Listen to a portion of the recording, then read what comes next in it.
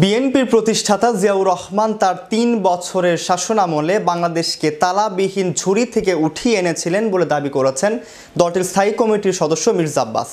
তিনি অভিযোগ করেছেন বর্তমান সরকার বাংলাদেশকে আবারও তালাবিহীন করেছে। রাজধানী নয়াপল্টনে বিএনপির কেন্দ্রীয় কার্যালয়ের সামনে শুক্রবার বাদ জুমা আয়োজিত গণদোয়া অনুষ্ঠানে মির্জা আব্বাস একথা বলেন।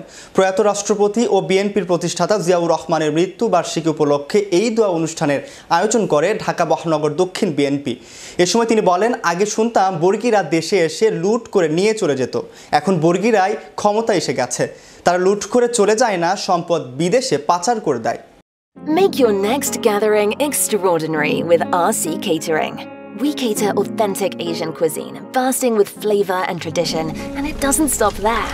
We also create stunning Asian-inspired decor that sets the mood for your special occasion. Let RC Catering handle everything so you can focus on celebrating with loved ones. Don't settle for ordinary. Call RC Catering today on 07949 152 522 and let the magic begin.